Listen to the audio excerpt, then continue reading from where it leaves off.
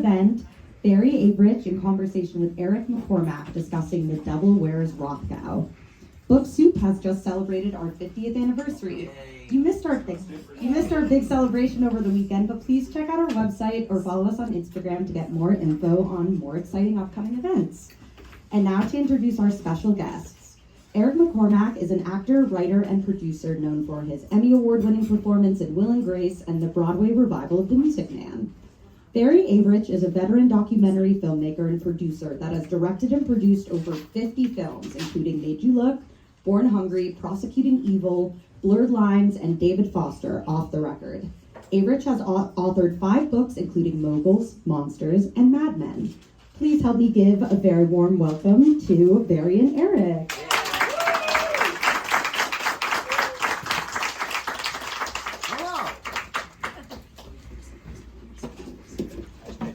There's also more seats over here. That mic here, yeah. Hi, everybody, and congratulations to Book Soup on 50 years. Yes, It's incredible. my absolute favorite bookstore. This is the best. Kind of a dream come true to be here at Book Soup doing a book.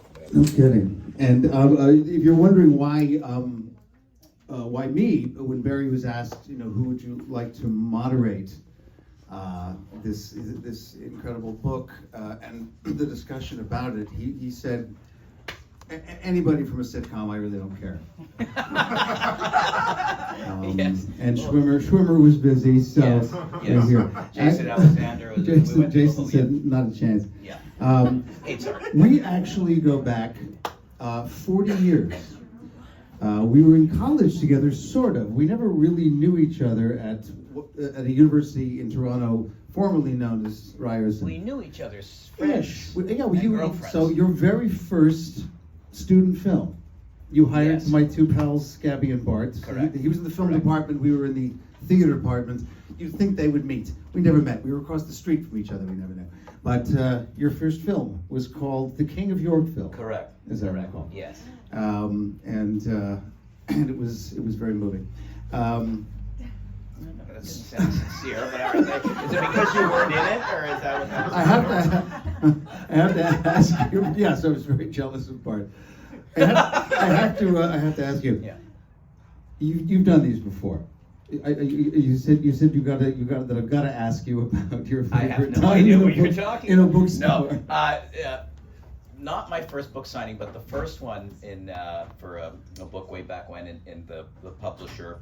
I don't want to mention names. HarperCollins had suggested that we do this. You're going to be in Palm Springs at the film festival. Why don't we sign up do this book signing for you at Barnes and Noble? And I said, but I don't know anybody in Palm Springs. And no. When we say book signing, it's huge. And so Sunday morning at 10 o'clock, I showed up and there was a table with like 600 books, 10 in the morning, and there's no one in the store. And I'm sitting behind the table, and they keep announcing that I'm there. And there's no one there. There's no one there. And finally, this woman walked up, and I said, "Hi," and she goes, "Cookbooks?" And I said, yes, this is a cookbook. And I sold her a cookbook. It wasn't, but she took it. But you signed it, I hope. I did sign it. I did look like Julia Child. Horrible. We went for a coffee just before, and I said to Barry, we're the same age, I don't understand his energy. What this man has accomplished in 40 years is quite remarkable. It's actually closer to 70 films you've produced, about 50 of them documentaries. I was at the Stratford Festival when I was a young actor. Since I was there, Barry has produced and directed a lot of the television versions of their major main stage shows. You've been a marketing genius. All right, let's get to the book. Who needs to hear? No, I think it matters because you said I have a book coming out. I was like, when the fuck do you have time to write a book? It is unbelievable. You've produced almost a film a year, if not more. You've always got something on the go. The film that this is not based on, but is a continuation of, came out 5 years ago. It was during COVID, I think, that it was first released. I saw it at the Floating Film Festival. I think there's a film. Did I not see it first there? Netflix here. I guess so. I saw it somehow, but it's an incredible story. Has anybody seen the documentary? Made you look. Made you look. And I'm fascinated to know, having done that so well, what inspired sitting down to continue it. But first of all, for those that don't know, the story of this, the greatest art swindle and fraud in American history, when did you first become aware of it? When was it first in the news, and were you aware of it in real time?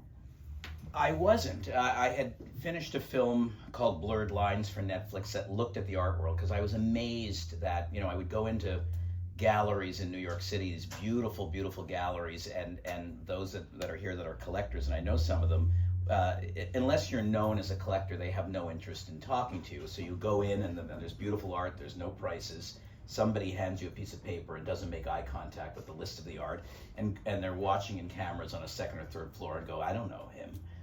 And God forbid you have a question. And so I was fascinated in terms of the ecosystem of the art world, and how it worked and how prices were determined. And so that was the first film, Blurred Lines, where so many people talked about how the world worked and were, I think, regretted it. And then this story came out in Vanity Fair and then the New York Times, and so I didn't know in real time. And of course, this Anne Friedman, who was running the Noodler Gallery, incredibly prestigious art gallery, and she had sort of gone somewhat under the radar as this was happening. And a good friend of mine said, this is a film. And I said, it's not a film without Anne Friedman. I mean, she is, she ran the gallery, she bought the art, she sold the art, extraordinary. And he said, well, I know her, and I think I can introduce you to her and have a conversation with her. And so off I went to meet her at the Mark Hotel in New York, and 3 bottles of Montrachet later, she told me that, she had said no to Anderson Cooper, and, why should I talk to you? And I said, well, because it's not going to be 6 minutes interview. This will be a 90-minute documentary, and you can tell your side of the story. And so this became 100 hours of working with her on the film, and completely intoxicating cast of characters that even when we were doing the documentary, you keep thinking feature film, because everybody's so unbelievable. First of all, I want to read something from your preface that I loved, because this is so you. Hold on a second.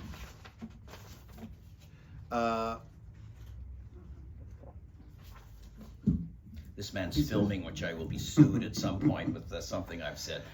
Go ahead. It says, this book was not written for art experts, art world journalists, or historians, so spare me the cliche critiques about omissions and what you already knew before reading the book.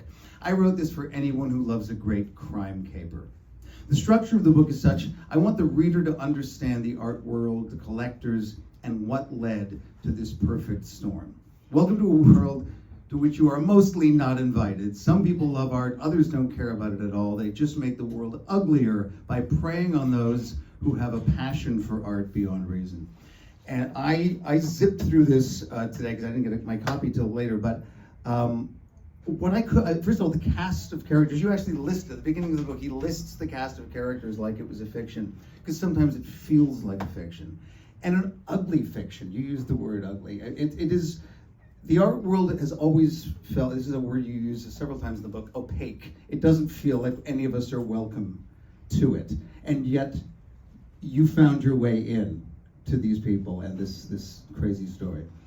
I mean, everybody wanted to tell their side of the story. I mean, if you keep in mind, of those that don't know this story, some 60 pieces of extraordinarily forged art by a genius artist, and sold for $80 million and over a 10-year period. So this kept going and going and going. It was really great for the art world in a lot of ways, that these discoveries that were there, because everybody thought this is hot, and look at all this amazing art that's being uncovered and discovered here. And I just, again, was just fascinated. People keep asking me when we're doing these signings and this tour for the book is, why do people get emotional about art? Why do people have to have it? I mean, the de Soleils, this is who had bought them, and certainly the only people that went to trial with us, Domenico de Soleil, who sold Gucci, created Tom Ford, sold that company, former chairman of Sotheby's. How could he fall for a fake Rothko? And if you walked into a gallery and you fall in love with art, you understand it. It takes me, when I walk in, days to shake a piece that I either can't afford or don't have room for, and you fall in love with it. and these people have to have it. It is emotional. This particular period of art, the abstract expressionism Yep. period, can be so easily, I guess, you can dupe people in that these artists were so prolific. A lot of it, they were selling their paintings for groceries down the street, like a Jackson Pollock was sometimes giving this stuff away. Yeah. It becomes harder and harder to keep track of. But it still amazes me that people with such expertise and so much money can be so easily duped. And I found, particularly with Anne Friedman, who you very much make the center of the book, the notion of someone that wants to believe, that needs to believe. Well, and trust, because again, the analogy in the book quite often is that the Noodler Gallery is like Tiffany's. If you're going into Tiffany's and you're buying a diamond, you trust that blue box, and you're not asking the diamond salesperson, is this a real diamond, and where did it come from? It's Tiffany's, and people felt the same way about the Noodler Gallery. They had to have it. They wanted it. Art consultants, told the Desoles and the other people that, this was coming from the Noodler Gallery. This is important. This will look great in your collection. This will get you the next piece and a step up access, as I called it. You're buying with your ears and not your eyes. And that's what was happening here with so many people. And again, 10 years. It's not like this couple, Glafira Rosales, who was selling the art on consignment to Anne and her life partner, Carlos Bergantinos. If you walked in and sold a Jackson Pollock for $800,000 that was a fake to one of the most prestigious art galleries in the world, you'd leave town. Not these people. This went on for 10 years, over and over and over and over. And of course, the big central question is, what did Anne Friedman know? Was she guilty? Was she complicit? How was she involved? The most amazing thing reading it is this artist, this single artist that recreated the styles of so many famous artists so quickly. Talk about him. The Chinese artist who came over to America, is that right? Pei Shen Quinn, who was an artist in New York and in Shanghai, quite brilliant, dreamed of a life outside of painting Chinese landscapes. And so he comes to New York and he joins the Artists League, prestigious school in New York City. His best friend is Ai Weiwei, and they're best friends. And one of them has a great career, one of them doesn't. And Pei Shen is having a hard time really making a living and starts painting people's houses, odd, and doing caricatures in Times Square. And Carlos Bergantinos, the central figure in here, the villain per se, is trying to figure out what he wants to do with his life. He's come from Spain, he's dabbled in various things, he's selling seafood and then fake beluga caviar to various people, and walks into Sotheby's one day selling his fake beluga caviar and sees paintings going for millions of dollars and says, why am I selling fake caviar? I could be selling fake paintings. If only I can find someone that can create this fake art. And walks by Pei Shen Quinn in Times Square doing a caricature of a tourist, and inside his artist bag he sees Motherwells, de Koonings, Hoffmans, Basquiat's and Rothko's, and said, wait, did you do these? Yes. Can you do these for me? Yes. And so they test the waters, and he would give Pei Shen Quinn $600 a painting, and then Carlos and his brother Jesus would take the art and age it with tea bags and find the right frame and the right wire and schmutz it up, as we say in the art world, and start to test it in other galleries and see if they could sell it. And they did. And then the big test was sending Glafira into the Noodler Gallery. The Noodler Gallery, not to be too boring, but at this time was looking for a Hail Mary. They had missed the Jeff Koons and Damien Hirst period of art and Basquiat, this whole movement of art, and needed a Hail Mary. Suddenly somebody walks in with a Rothko, and Anne Friedman had her Hail Mary. She was in love with this. And the funny thing about this was, Pei Shen Quinn's getting $600 a piece. Anne Friedman is now taking the art. She's asking Glafira Rosales for provenance, with the paperwork behind a painting, the trajectory of the ownership of the art, which they give her all these stories. That's another book event. And she's exhibiting the art. She's exhibiting the art, great art shows. Taschen magazine is putting it on the cover. Museums around the world are exhibiting it in Rothko rooms. It's in play. Pei Shen Quinn goes to the Armory show in New York and sees his Pollock up there for that he has charged $600 for, and goes back to Carlos Bergantinos and says, I need $1,000 This is being sold for $8 million. I need more money. So here's $1,000, no problem. And of course, we tracked him down years later in Shanghai, and he's still painting. But he was a genius. And we went to a factory in Shenzhen, China, and found 100 artists at work in various schools of art, and extraordinary. And that's what they're learning. They're learning to copy. Well, they're learning, and there's a difference between a copy and a fake. I can call this factory in Shenzhen and say, make me the Rothko that's sitting at the Met, and they did. When they're signing it, that's a problem. And when they're basically saying this is an original piece of art, that's a fake. A copy's a copy. A fake is a piece of art that's not in any catalog raisonné and has not been revealed as authentic from the artist's repertoire of work. And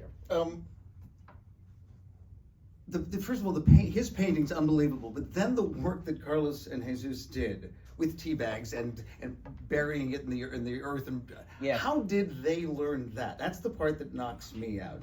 This guy was literally delivering seafood in New York City, got frustrated by the traffic, so he bought an ambulance. Yes. And he called it emergency seafood. Was that the name of it? Yes. So he could deliver faster. So he could just play the siren, and cut through traffic. Smart. I mean, yeah, it's very smart. But then there's the next level of smart of knowing how to use the right nails that will fool a scientific test.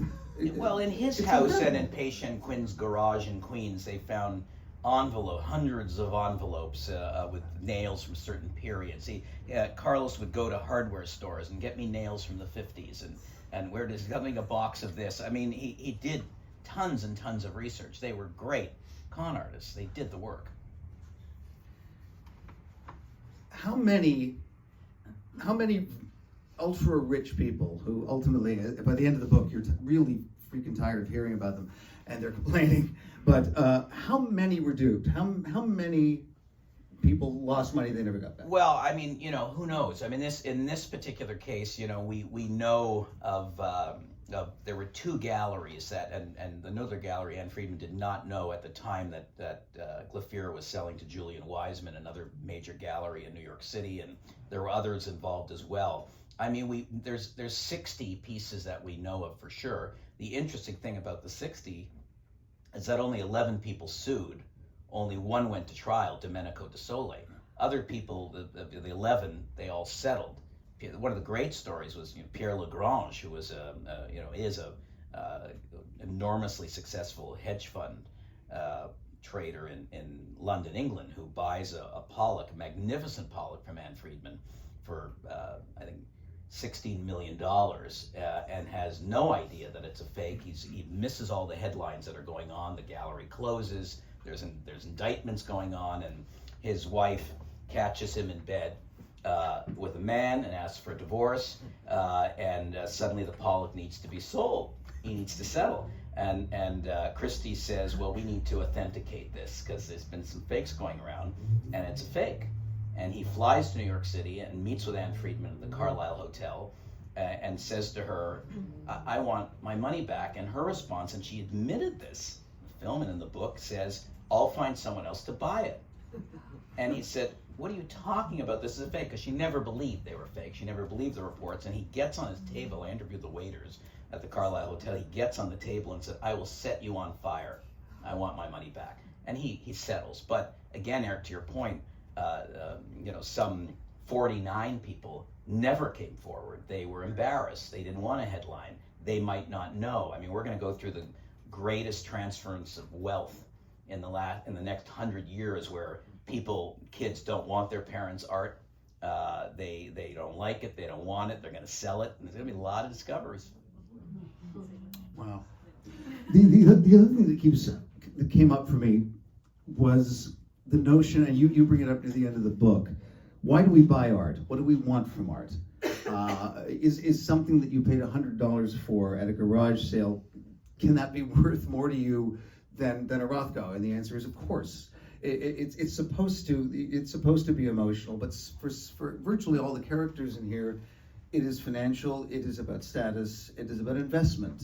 And so the idea that something would be a fake changes everything. You could have loved that on your wall for 10 years, and now you hate it. Well, I mean, in Domenico's case, I asked him where his Rothko is that, he paid $8.9 million and it's sitting in his daughter's apartment. I mean, why would you not burn it at that point? But a bit of a trophy, although it's stamped by the FBI as fake on the back.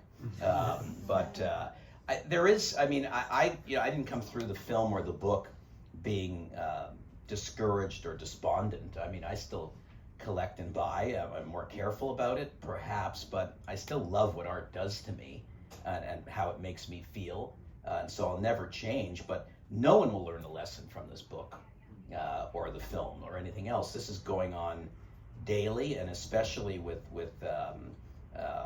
digital art and photography. It's an enormous problem, but people just have to have it. Anne Friedman is, a day later, it opened up an art gallery 2 blocks away from the Dover she's Gallery. doing great. Well, and she's a fascinating character in the book. She's my Meryl Streep. Yeah, she is. She's something else. Yeah. So you, like I say, you talk about it as a cast of characters. If you were to make this into a film, well, it was. I know it would be Meryl Streep. You've mentioned that several times. Well, the interesting thing when the film came out on Netflix, the agents that I'm with here in LA had put together a team that was shopping it as a Succession style television series. So complicated. That was the problem. I mean, if you don't make it accessible, then people go, it's an art world, I can't relate to it, and that's what I think they ultimately did. We're coming back and looking at this as a feature film that's related to this story versus fictitious characters that have nothing really to do with this other than defrauding people. And so, they're all in my head constantly. Glafira Rosales, Salma Hayek, and Alfred Molina as her husband.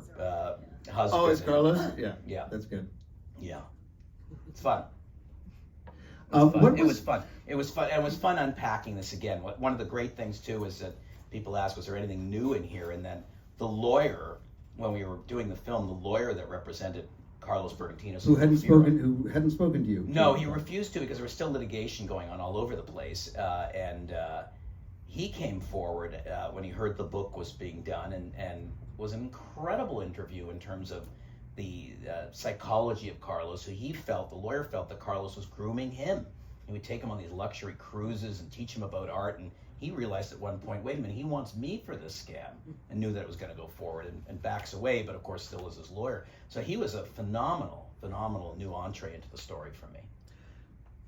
So 60 works of art that we know of.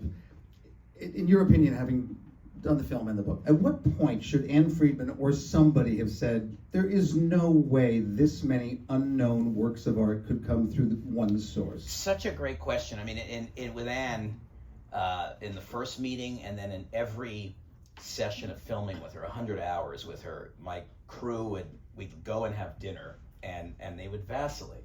Innocent, guilty, innocent, guilty. What should she have known? And you have to know that the first piece, the Rothko that comes in, her lawyer, it now sits on her lawyer's wall. She never sold it for whatever reason.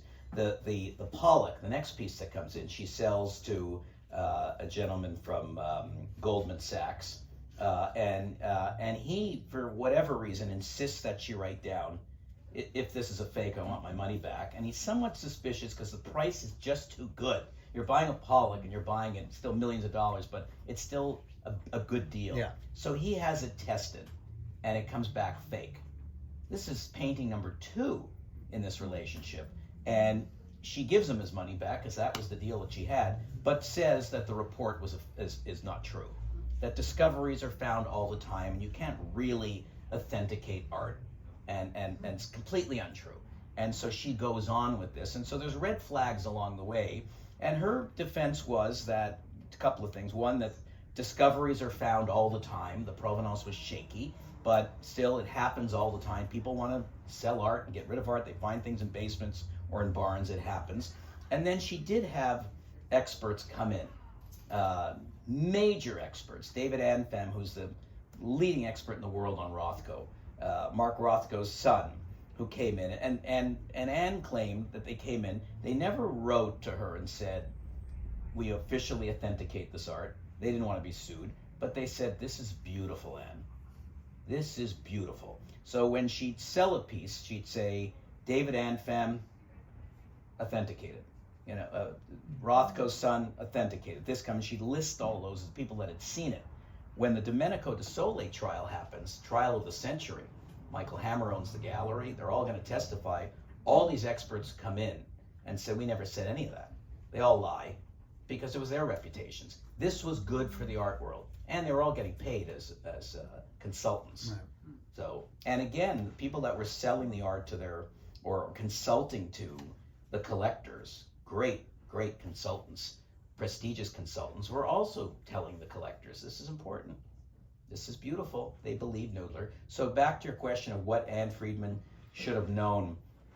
It's a tough one, and I wrestle with this in the book, and even in the film, I pretty much let the audience decide. I'll go back. I'm not sidestepping the question. I'll give you my answer. But my relationship with Anne over a couple of years of making the film was that she was constantly trying to stack the deck with me by suggesting people that I should speak to that felt she was innocent and felt that the film was going to be some kind of bat mitzvah movie and a vindication of her. You talk about every time you saw her for lunch or something, she would come in with more bags. Yeah, she'd bring in a like tote bag. I go back to Canada. Much. It's like anything to declare. Yes, a hernia. I mean, it's these giant tote bags filled with articles and articles and articles of people that have been duped and famous for her quotes that you could, if you're gonna stab someone, stab them in the front. Be honest about it. It's like, what? And so she's constantly trying to sell me on her innocence and that this can happen to anybody. Because remember, Eric, she didn't believe any of these were fakes until Glafira Rosales was arrested. She's sitting in jail and she's not saying a word. And then the FBI comes down, and the Southern District Attorney, Jason Hernandez in New York, comes down and says to her, we just found whatever the number was, $60 million in bank accounts in Spain and Dominican Republic. So that's called wire fraud, and you're going to jail for 25 years. So either admit what you did, or we're not going to talk deal. So she admits it, and on that day, Anne Friedman said that was the end of her world because she believed everyone was wrong and that the paintings were real. Do I believe Anne Friedman went into this with the same criminal enterprise as Carlos Bergantino's? No. I didn't know. But, she did, as one person we interviewed, who was a brilliant psychologist that deals with people being conned, Maria Konnikova, also a poker player, said, Anne doubled down. She doubled down and had to keep going. Michael Hammer wanted to sell the gallery. It wasn't doing well. It was this extraordinarily expensive townhouse on East 70th that was worth $60 million, and he wanted out. So, and Anne was going to lose her career. I mean, this was the most powerful person in art in New York City. I love this quote. It was after the fact, after all of this was over, there was a panel of people, and this was Robert Story, Yale professor, who said, I can't actually say that I'm sorry for the hedge funder who lost $17 million buying something he didn't investigate from somebody who didn't really play fair with him. He can afford it. But we can't afford to have the public lose faith in museums and artists. I thought that was really, that to me is a huge, the notion, you were talking about before, kids not wanting their parents' art. How do we take art forward if we're constantly telling the public that this one thing from 60 years ago is $80 million? How does the average person find their way to art? I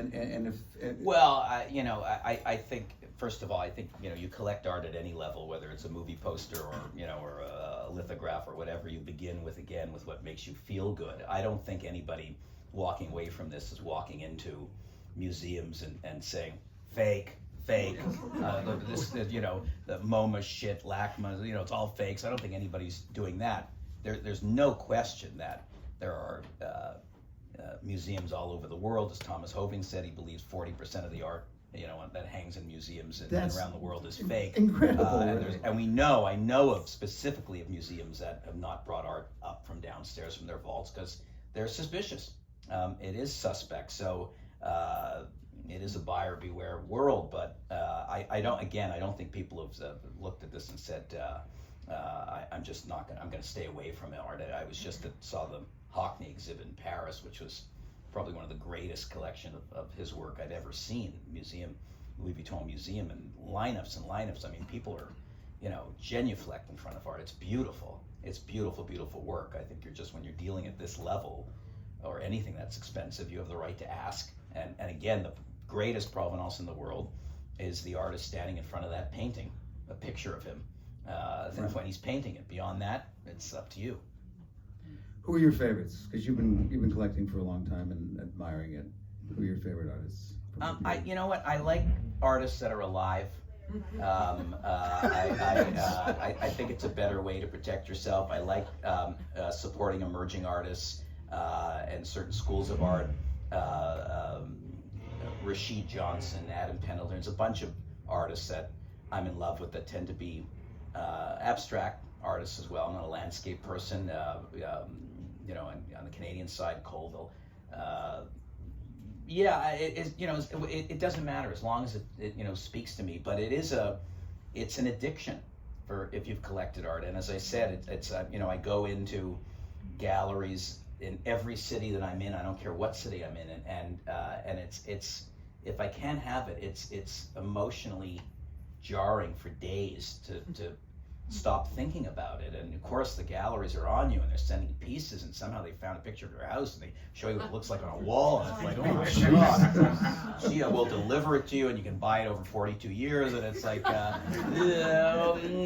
okay, I give it. So it's still torturous for me.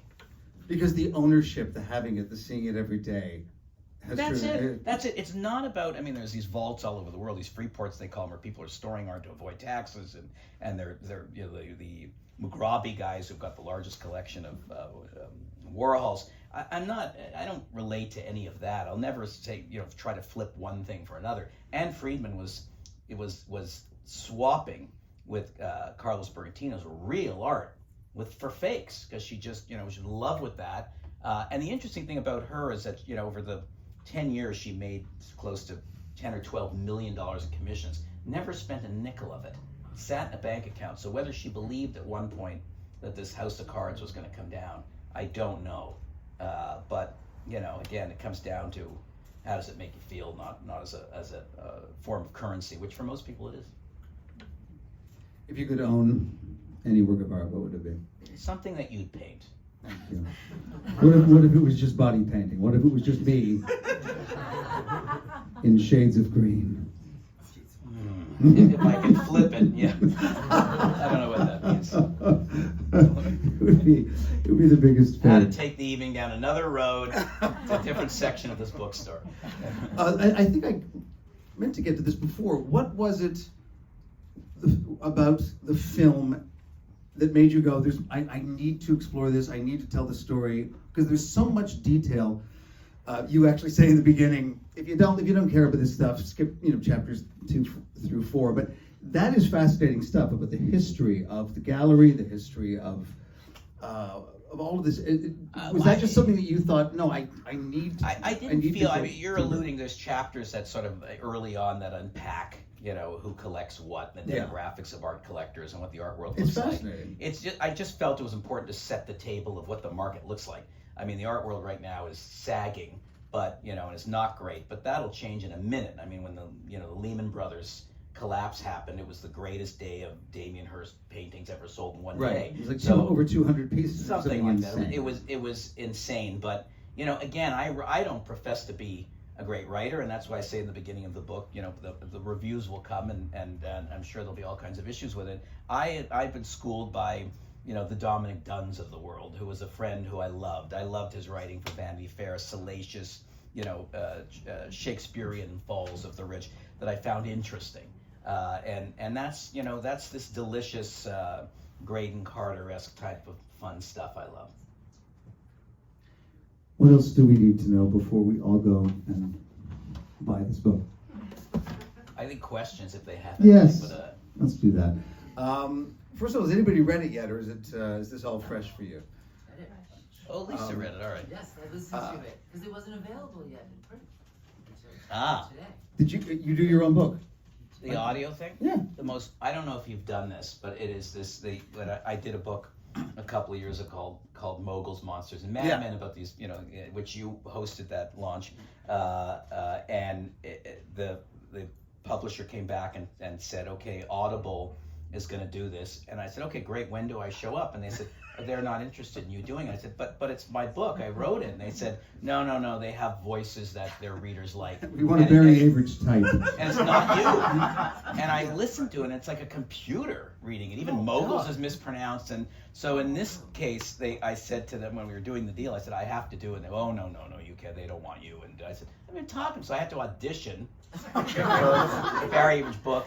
And the worst thing was, or I should say, it was the worst decision of my life to do it, because I show up to the studio, and you're an actor. I'm not a performer. I walk in and they offered it to me, but it's too long. I don't. He wouldn't do a pamphlet. And I walked into the studio and Mark remembers this, my production partner, and we had a lunch at 12, and I walked in at 10. And I said, all right, well, let's get this done.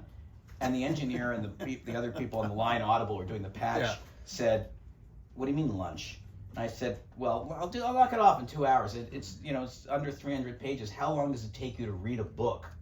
I never thought of that. Wow. So I would knock off a chapter. I was out of breath, had to leave. I hated it, and it took weeks and weeks. And then and then they said, oh, you mispronounced art or something. It was a horrible.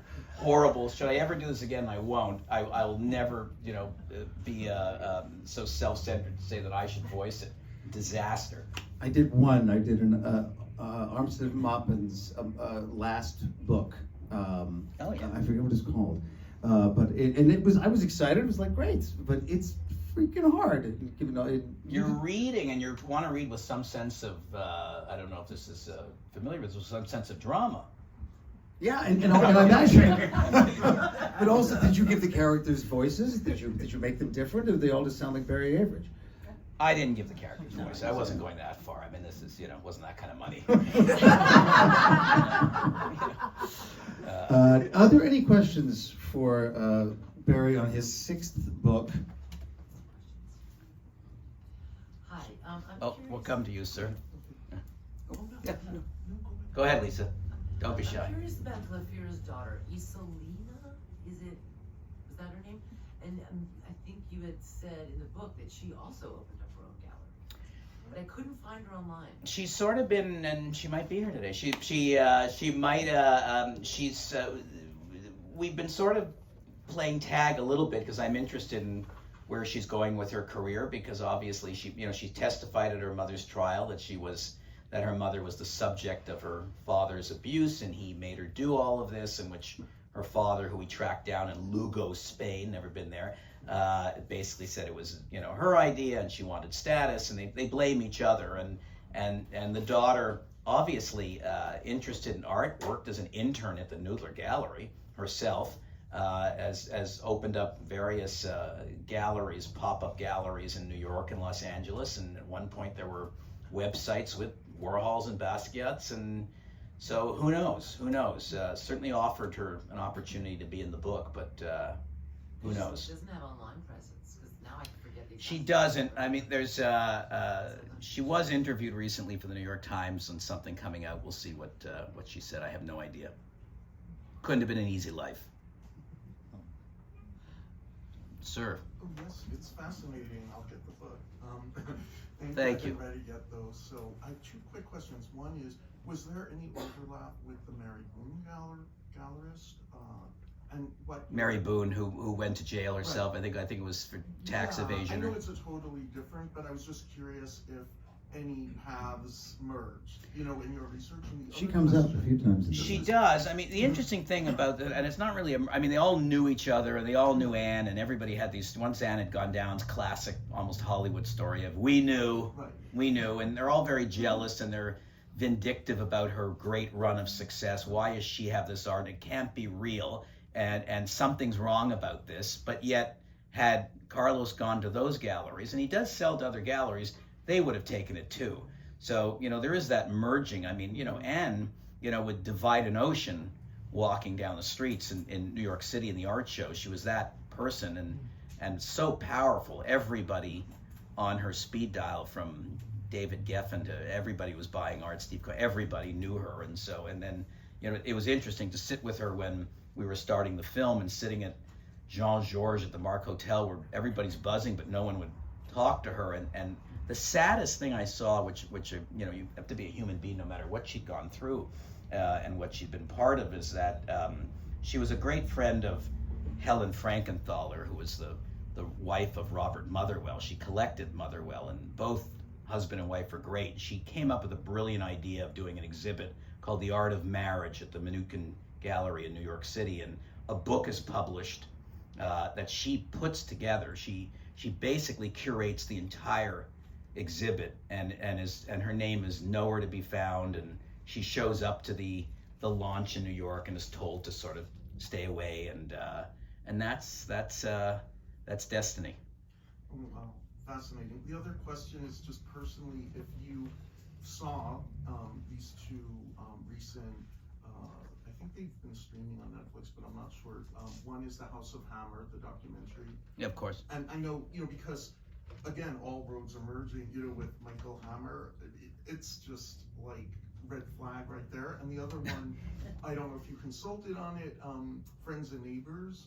Yeah, no, I didn't consult, but I mean, I'm getting calls from people now who are working on very serious where art relates to it, but I'm not an art consultant, and there's people that know this world. I know this story, right. And should this be a film, I'm happy to be involved. But I mean, Michael Hammer, incredible character who really wasn't involved in the New York Gallery, other than the fact that at this particular decade of time, it was making so much money. He saw it as his golden goose, and buying Maybachs and his Amex card and charging everything to it. And then when I was making the film, he had reached out, got the email suggesting that if it does become scripted, that his son Army should play him.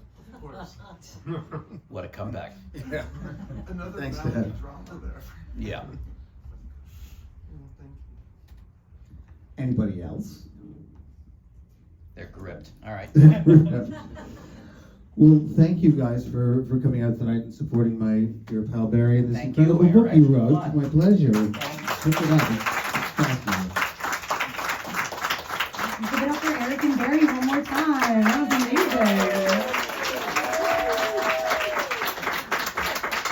All right.